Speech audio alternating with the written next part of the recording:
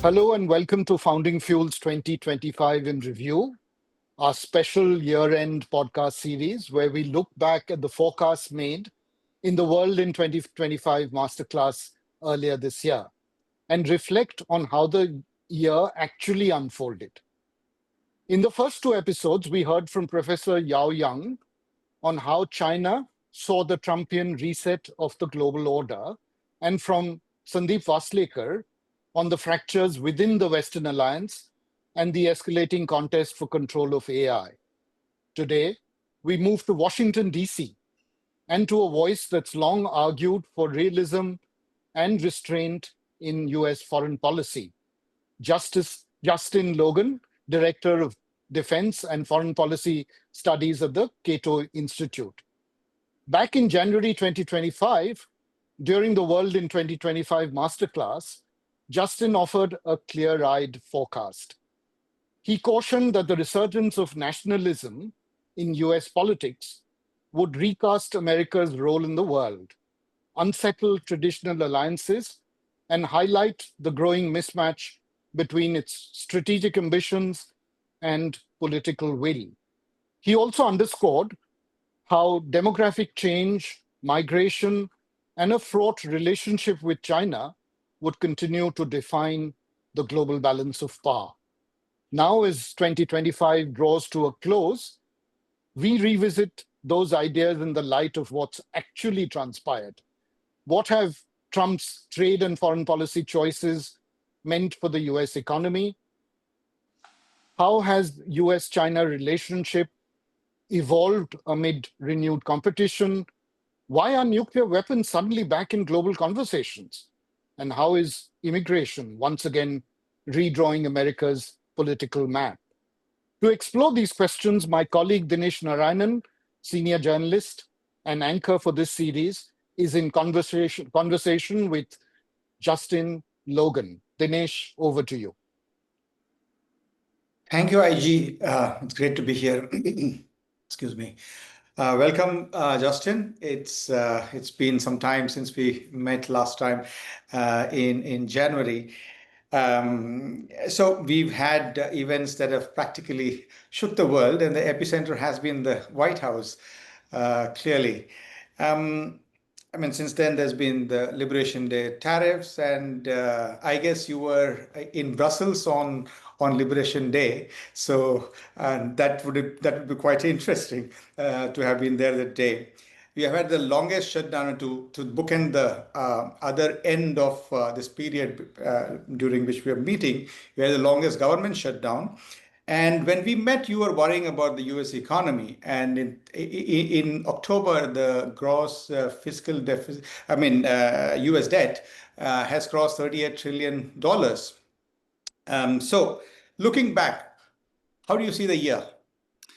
Well, I don't know how much time we have. I should try to bound this a bit. Yes, as you mentioned, I was in Brussels on Liberation Day on a trip that had been planned long before we knew what was going to happen. So as someone not trained as a diplomat, I had to do some diplomacy and explain that this was not my doing, was not my idea. But there was a tremendous amount of confusion in Europe about the purpose of the tariffs, and I think that is understandable, right? Because they were justified on a number of different and sometimes conflicting logics. So to sort of bring it round full circle, I was in Brussels with meetings at the EU and at NATO on Liberation Day, and had moved on my trip to Stockholm and was at a meeting there where everyone was doing the same panic about what was happening and what was the logic. And during a dinner, someone who was scrolling Twitter on his phone said, "Hang on, everything is on pause for 90 days. It's all been walked back." So there's a certain chaotic nature that I think the president revels in and thrives on, being unpredictable, extremely unpredictable even. So to the extent our predictions almost a year ago didn't come to fruition, I think we can be forgiven somewhat. So how do you look at the economy? What has Liberation Day done to the economy, and quite a few other things as well? Yeah, it's been very disruptive, but it's important to keep in mind that the United States is one of the least trade dependent countries on planet Earth. And that's simply because it's a really big economy. I think there are 3 countries that are less trade dependent than the United States, and they're like Haiti, Sudan, and Eritrea or something, countries that don't have a lot in common economically with the United States.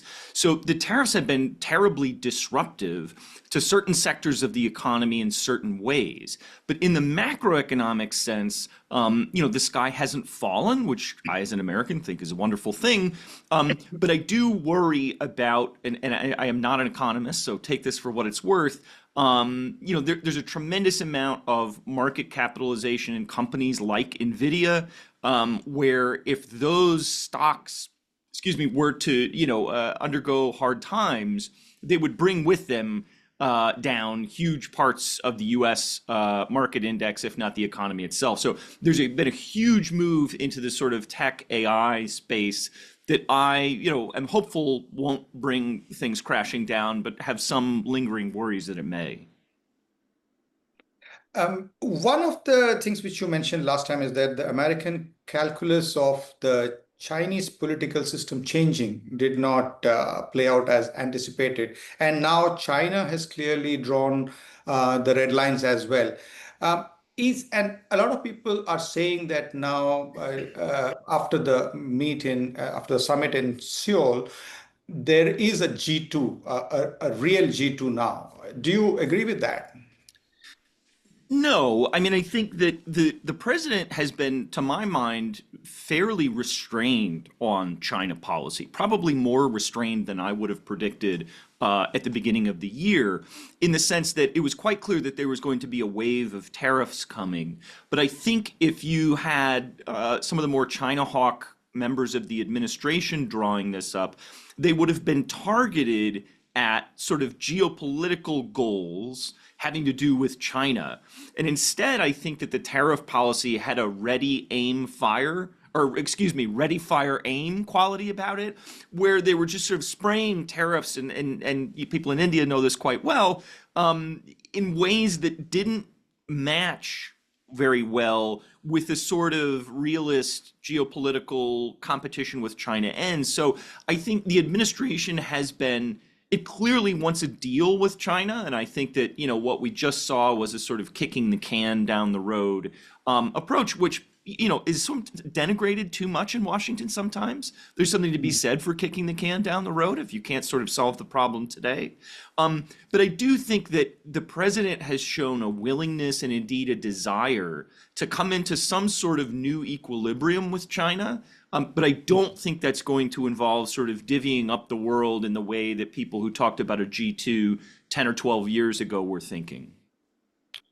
Right, but the way one of the ways Trump has gone about it is also sort of rearranging the way the U.S. looks at defense globally and its own assets globally and who should be paying for it, and as well as others who would be paying for defense, which includes the defense of U.S. assets stationed elsewhere, like Korea or Japan or NATO. Even though there is a contestation between China and U.S. in Asia, that too has been to a large extent, in Trump's view, that there should be partners and allies who should be taking a lot of lifting a lot of that burden. How has this rearrangement worked so far, in your view? Yeah, I think that the administration, to the extent there's a clarity about its sort of foreign policy, it's that it wants to sell weapons to allies and partners that will be used to defend that will be used to defend those allies. And so you saw the Hague summit of the NATO allies, in which inter alia, the European allies committed to spend 3.5% of GDP on defense by 2035 and another 1.5% on defense-related infrastructure. You had the sort of bizarre spectacle of the NATO Secretary General referring to President Trump as daddy, and this sort of weird obsequiousness on the part of NATO allies. But they're trying essentially to prevent the administration from pulling the rug out from under them, right? From saying, we're going to remove the bulk of the U.S. conventional forces in Europe on the expectation that you need to do it yourselves. That's closer to what I would like the administration to do. But I think that they booked that Hague Summit declaration, the promise to in the future spend 3.5% of GDP, as solving the burden shifting problem itself. And I think if you look historically at European commitments to spend on defense in the future, they haven't held up that well. So I have some worries that this will not come into full bloom. But even as you mentioned, in other parts of the world as well, in Asia and even in the Middle East, the administration is very happy to sell weapons to these countries, but seems much more reticent to send U.S. troops into the field to fight and die to protect those countries. So that is, I think, a significant shift. Right. There is also a rethink about defense manufacturing as well. I mean, there is a rethink about manufacturing in general, but some others like Shyam Shankar, the CTO of Palantir, has talked about defense reformation. And to go back from this consolidated defense manufacturing among five big companies to involve more companies and more big. In fact, some of them are even signed up as reservists. Shyam Shankar and I forget his name from Meta. I think 3 or 4 guys have signed up as reservists as well to see firsthand how things should be done. You think this would work to US's advantage in the? I don't think it can work immediately in the short term, but in the medium term. I mean, there's been this pulling and hauling between the old defense, so-called defense primes, right? The Raytheons, the Lockheeds, the Boeings, et cetera, and this sort of insurgent group of startup companies that are less reliant on large, exquisite technology and more on producing large quantities of small-scale things like drones, et cetera. And I thought when I first heard this story that it was too much of a kind of fairy tale story of the sort of rebel upstart versus the lumbering established companies. I think there's something to it now. I think there is a sort of clash of visions of future warfare.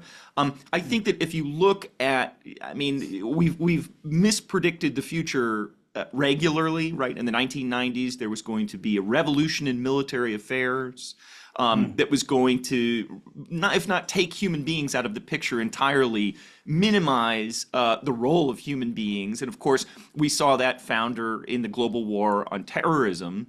And we told ourselves a story about how conflicts would be fought that doesn't look very much like how the conflict in Ukraine has unfolded, right? We found out that human beings are in fact one of, if not the key input to military success.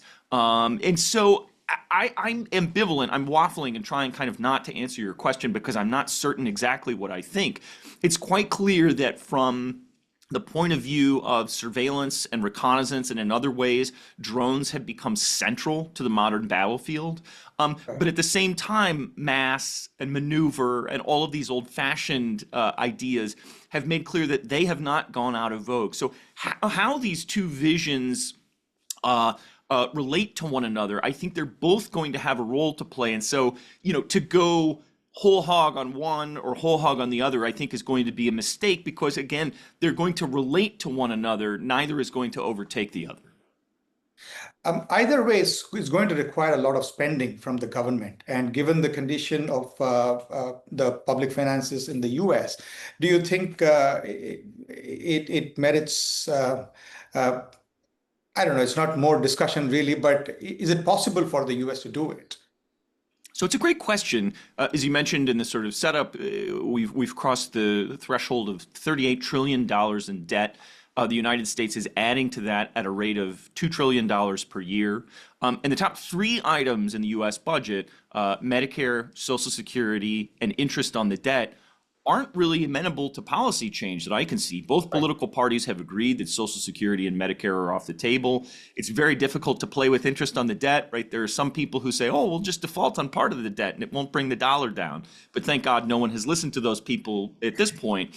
And then the fourth item in the U.S. budget is military spending, the so-called war budget for the Department of War. And so I think there is real secular pressure on U.S. defense spending, which in part goes back to this idea of Trump's that we're going to sell weapons to our allies rather than spend on their behalf. So I think that may be something that carries over even to a notional Democratic administration or a notional, Vance or whomever administration, which is to say, we're not going to do the spending ourselves. We may do a lot of the producing and a lot of the selling, but it's going to be incumbent on allies and partners around the world to buy their own kit and to defend their own interests. And the other key issue in the US, again, domestically, is the sort of social tensions and political tensions, which from the censorship of Jimmy Kimmel to the No Kings protests and the National Guard deployment. What do you think? What is happening? And sorry, how is it playing out? Yeah, I mean, I think that, it makes everyone unhappy to say that I think that this equilibrium, which seems to satisfy nobody, may be a stable one. But it may be a stable one where we have really, really sharp disagreements about things that affect people in their everyday lives, a sort of culture war. And I think the consolidation of power in the presidency, in the institution of the presidency, means that we could wind up whipsawing back and forth from one extreme to the other, where depending on who occupies the White House, you can have a different mandate from the federal government about which school child uses which restroom. And so that is going to just constantly aggravate these very foundational disagreements about American society, about who we are as a people. And so I hesitate to say that, again, this equilibrium that no one really likes might be around for a while, but I think it might. Which brings me to immigration, and it's a point which you touched upon last time as well, saying that the main issue was assimilation more than immigration. Even the Catholic Church seems to have jumped in today. The New York Times story talks about how and it's a pretty strong stand the church has taken. What do you think? How this is going to play out? Well, to my mind, the church has been quite consistent on this score. And that is to say that they have said, of course, countries can have immigration policies, right? It's not the Catholic Church, despite the meaning of the word Catholic, is not a sort of John Lennon imagined kind of institution. But at the same time that people who are in countries illegally or et cetera, are human beings and warrant dignity and respect and not to be sort of looked upon as being subhuman. And the church, again, has been quite consistent on this score. And I think that it has understandably viewed the treatment of some people in the United States who have been swept up in the immigration roundups as having been mistreated. And I think, again, it's not, I'm not betraying any confidences here to say many of these people are, of course, Catholics. So the Catholic Church has a particular interest in its own members. But I view this less as a variation and more as a consistency, right? And the church, it's important, again, not to point out, rather, that the church is not saying the Democrats are right or the Republicans are right. And when it comes to abortion, immigration, euthanasia, and all of these things, maybe it's easier for me to see the very consistent common thread that has endured, has been around long before I was alive and will still be around long after I'm dead. Do you see the recent election results? I mean, I know that most of these constituencies are strongholds of the Democratic Party, but still, do you see that as a reflection of popular opinion of the administration? I think you can draw inferences that are too broad from election outcomes in places like Virginia and New Jersey. But I do think the indications are that it's gotten even the administration's attention. And that is to say, I think everyone had some idea of how these elections were going to go, but it was a question of how extreme the results would be. And I think many people were unnerved by the extent to which the Democrats won these things handily in places like Virginia, et cetera. So I do think that there is a certain concern and attention being paid down the street in the White House to these outcomes. Again, you can overdraw inferences from limited data, but I do think that it's gotten people's attention. I'm going back to US and China. There seems to be an equilibrium that has been achieved for the moment. And it is, even though the agreement is only for a year, do you think that is sort of become a template, have agreements only for short term? So even when the Liberation Day tariffs happened, it was pushed by 90 days to make the adjustments. And then again, every time we've seen this, short periods, and I think 1 year is the longest period that has been given to a deal like this. Has it sort of become a template with this government? And do you think it is going to continue or likely to continue? I mean, it's an interesting point. The administration, if you'll forgive a baseball metaphor, took big swings in the first year, right? It was quite clear that tariffs were going to be coming. The president's been consistent on this for decades. He likes tariffs. And so they went big, and then there were consequences, and then they regrouped, right? And I think, whatever my views of the merits or demerits of the tariffs themselves, it's a responsiveness to feedback. And so I think, if you're going to have this somewhat revolutionary view of international political economy, it's better rather than worse that you are responsive to feedback. So whether sort of these short-term deals are a model, it's a very interesting question. And I think, you might be onto something there in the sense that you're not going to get a fundamental transformation of either bilateral or multilateral political economy relationships easily and in the short run. So if there's a sort of incremental move that says we're going to do this for this year, regroup and see how things go, and then take another bite at the apple next year, I think you might be onto something. Especially because China is pushing heavily on the multilateralism in most of the global institutions. Again, when I talk about institutions, again, the attack on institutions in the US itself. Now, there is also another thing. Constitutionally, personal integrity in high offices matter a lot in the US constitutional processes. Has that been broken a little bit, or you think it has been maintained? I mean, I think that the president in general takes these sort of norms that have loosely, if at all, constrained prior presidents and simply blown them apart.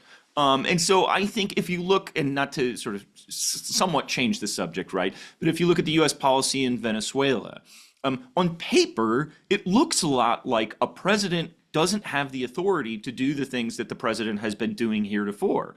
But if we look at the response of the legislature to this thing, it's found out that it doesn't have a lot of tools to constrain the president. Now, my view is that that's been a long-standing equilibrium where the legislature has delegated its power to the executive branch, giving it a tremendous leeway to do whatever it wants in international politics. And previously, there would be sort of lawyers arguing about, interpretations of constitutional clauses and things of this nature. And the Trump administration simply says, nah, we're not doing any of that, and blows through what have been these sort of pretend norms, these pretend constraints, and shown how little they bind a motivated president in the end. Do you think the H-1B visa issue is pretty much settled? I mean, I heard Trump yesterday on Fox News saying that we need talent in the US, and we need these people here. I think it's not settled. I think it is a place where the base of the sort of MAGA movement is more or less of one mind on the question. And it has a sort of symbolic nature in our politics where the president and the business people that the president talks to and who've contributed to the president's campaign have a fundamentally different view. And so I think the president himself is stuck, right? He has pressure on both sides, and whatever it is he tries to do, he's going to hear it either in his right ear or his left ear. So I think, to answer your question directly, I think the issue is very much not settled, and this is going to roil particularly right of center politics for quite some time. So one of the things which Donald Trump did as soon as he came into office and consistently throughout the past 10 odd months has been to shake up several things simultaneously. Right. I know, right from educational institutions to tariffs to, trade to economy to defense, everything. Is there anything left to touch upon, or has he shaken up pretty much everything? And is he going to be continuing to fine tune those things which he has already done so far? Yeah, no, I think there's going to be a continued churn in U.S. politics until at least the end of President Trump's second term. I mean, just in the government shutdown fight, you've had a discussion about doing away with the filibuster, which would, of course, empower the executive branch even more. So to get a little bit further afield than your question, the man is 79 years old, and it's quite, I think about myself at 79 and think I might like to be, relaxing on a comfortable chair somewhere, reading the newspaper or what have you. He has a tremendous amount of energy for a man of 79 years old. So, and he seems to thrive on the sort of and we as analysts from outside, it's sometimes exhausting to me. By 10 o'clock in the morning, I'm like, oh my God, I can't make sense of all of this at the rapidity with which it's coming. And so I think he's not going to change in that sense. He has a tremendous propensity for disruption, a tremendous appetite for a vision of American politics that still is miles away from where we are today. So, spoiler alert, I think that, no, there's going to be ongoing churn and disruption, again, at least till the end of his term. Did you expect so much of churn in the beginning of the year? I mean, you knew it was coming, you just didn't know exactly how it was coming. So, magnitude probably was. We've forgotten, what it was like the first go round, and so I think we had to get our sea legs again for just how disruptive and chaotic it would be. And one thing that I will draw is he really does seem to have learned the lesson of the first term, which was if you bring in a bunch of establishment people, they may not do what you tell them to do. So if you look at the attitude that he's taken toward people like John Bolton or people like Mike Pompeo, et cetera, they're not in the government, and they are viewed as being crosswise with the government. Right. So I think, he has a group of people around him that will pursue the policies that he wants them to pursue, and that's a fundamental disconnect, which lends itself to disruption to the extent the president himself wants disruption. So I think that's part of it, is that you have people at the tops of the bureaucracies who are pursuing the policies the president tells them to pursue. Is Project 2025 still alive? I mean, or did it go out partly with Musk? Because Doge was one of the biggest thing of projects from the Project 2025.